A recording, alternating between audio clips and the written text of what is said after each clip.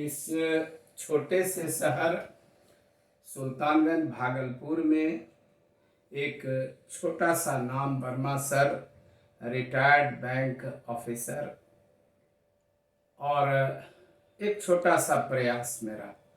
चलिए आज कार्यक्रम को आगे बढ़ाते हैं। माय डियर स्टूडेंट्स, लॉकडाउन का मजा उठाते हैं और आपको उसी रिदम में पढ़ाते हैं जिस रिदम में हम क्लास में पढ़ाते रहते हैं। थोड़ा उसमें कमी तो होगी ही, इसलिए कमी के लिए सोचिएगा मत। लेकिन आप तो जानते हैं मेरा हमेशा स्टाइल है, एक क्वेश्चन पढ़िए, दो क्वेश्चन पढ़िए, परंतु कोई भी चीज बिना समझे केवल रट्टूमल के तरह याद मत करिए। फिजिक्स याद करने का चीज नहीं है। फिजिक्स और मैथ ये दो घोड़े आपके काबू में तभी आएंगे जब आप इनको समझिएगा। केमिस्ट्री बायोलॉजी में समझने के साथ साथ याद करना भी आवश्यक है। इसमें याद भी करना है परंतु उतना नहीं जितना केमिस्ट्री और बायोलॉजी में। छोड़िए, हम विषयांतर बिना हुए आपको अगला चीज बताते हैं कि विद्युत बल रेखाओं के गुण कितने हैं।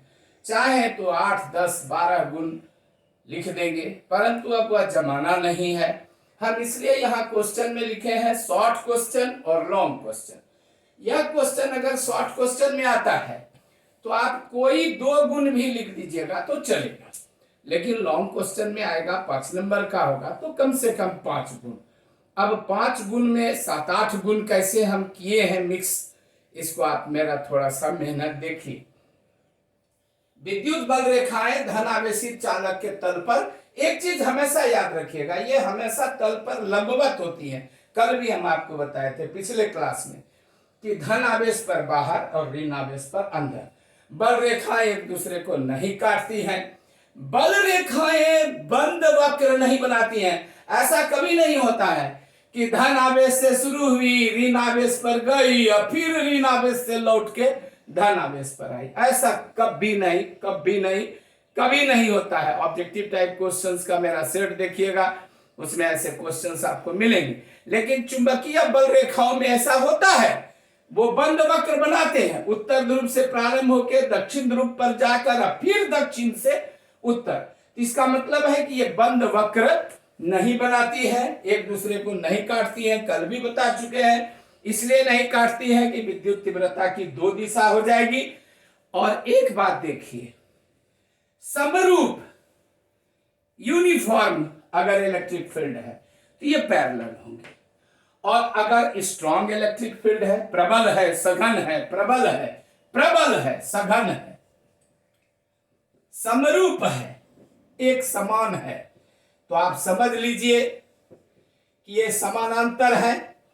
प्रबल है तो सघन है, हम थोड़ा कम ही खींचे हैं, आप और छोटा छोटा छोटा छोटा छोटा छोटा सघन खींचिए। और अगर विरल है तो ये साफ दिखाई पड़ रहा है कि बल रेखाओं की संख्या बहुत कम है।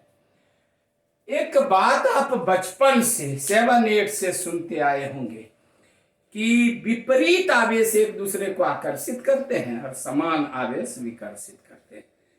लेकिन कैसे, क्यों, कहां से वैज्ञानिकों ने ये सारी बातों को जाना, कहां से? एक तो प्रयोग से जाना, दूसरा आप यहां बल रेखाओं के संदर्भ में भी देखिए कि इसकी व्याख्या क्षेत्र रेखाओं के संदर्भ में करें। कल भी बताए थे, आज फिर बता दें। जिस तरह मां का पर्यायवाची नाम मम्मी है, बल रेखा का पर्यायवाची नाम प्रेरण रेखा है, क्षेत्र रेखा है, इंडक्शन लाइन है, फोर्स लाइन है। तो उसमें करें। आप देखिए, जैसे आप देखते हैं कि डमरू के तरह ये बीच में आके डमरू जैसे सिकुड़ता है, बीच में आके डमरू सिकुड़ता है और चारों बगल फैलता है। तो आप इस बल रेखा को देखिए, ये कितना लेटरली पार्श्व दिशा में, लेटरल वर्ड मतलब बगल में, पार्श्व दिशा में यह फैल रही है, और अनुदैर्ध्य दिशा में लॉन्गिट्यूडनली यह सिकुड़ रही है।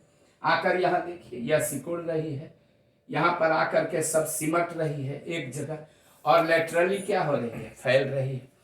आप तो जानते हैं कि धन आवेश का मूवमेंट ही, विलगित धन आवेश का movement he electric lines of forces है।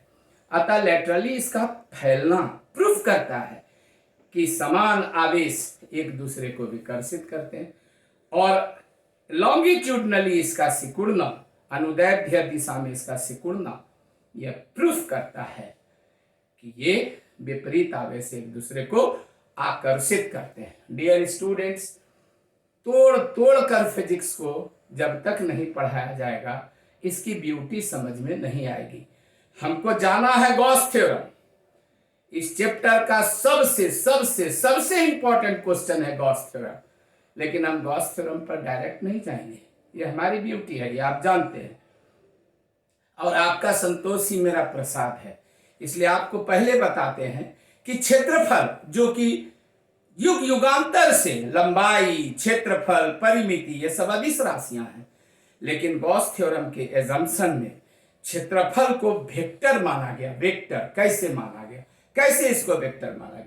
तो कोई भी एरिया को अगर लंबाई, लेंथ के अलोंग लिया जाए और उस पर एक आउटवर्ड नॉर्मल खींचा जाए, बाहर से एक अभिलंब डाला जाए, तो उस अभिलंब की दिशा में जो क्षेत्रफल प्रदर्शित होता है उसी को वेक्टर एरिया कहते हैं। ये सब किसी क्वेश्चन में बोर्ड मॉडल नहीं है। इसका मतलब यह सब आज तक कभी परीक्षा में नहीं पूछा गया है, लेकिन क्या इसकी गारंटी है कि नहीं पूछा जाएगा? पूछा जा सकता है। इसलिए और समझना जरूरी है, ये नहीं कि रट लिए वेक्टर एरिया। वेक्टर एरिया है क्या? आप एरिया जो निकाल रहे हैं वो एरिया का एक छोटा टुकड़ा है जिस पर आप एक आउटवर्ड नॉर्मल खींच करके एकांक सदिश को उसकी दिशा में दिखा के आप उस एरिया को वेक्टर एरिया में कन्वर्ट कर रहे हैं ताकि आप फ्लक्स को परिभाषित कर सकें। अगले वीडियो में आप देखेंगे कि विद्युत फ्लक्स क्या है। एक बात और, इस 60 वर्ष की उम्र में 40 साल पढ़ाने के बाद यह पहला लॉकडाउन का अवसर है कि मैं वीडियो बना रहा हूं, और मैं यह वीडियो यह सोच कर नहीं बना रहा हूं कि केवल मेरे यहां पढ़ने वाले विद्यार्थी इससे लाभान्वित हों, बल्कि पूरा हिंदुस्तान लाभान्वित हो। अतः इसे देखने वाले लोगों से मेरा साग्रह निवेदन है कि कृपया, यदि आप हमारे लेवल से संतुष्ट हैं, हमारी वीडियो से आपको लाभ हो रहा है, तो कृपया कृपया कृपया सब्सक्राइब करना न भूलें, बेल आइकन बटन न दबाना भूलें। इसको देखें, सब्सक्राइब करें, अपने दोस्तों मित्रों को फॉरवर्ड करें, और हिंदुस्तान में 12वीं क्लास में हिंदी मीडियम में फिजिक्स पढ़ने वाले विद्यार्थियों को इससे होने वाले लाभ के बारे में बताएं भी, दिखलाएं भी। तभी हमारा इस बुढ़ापे में किया गया प्रयास सार्थक होगा। Thank you.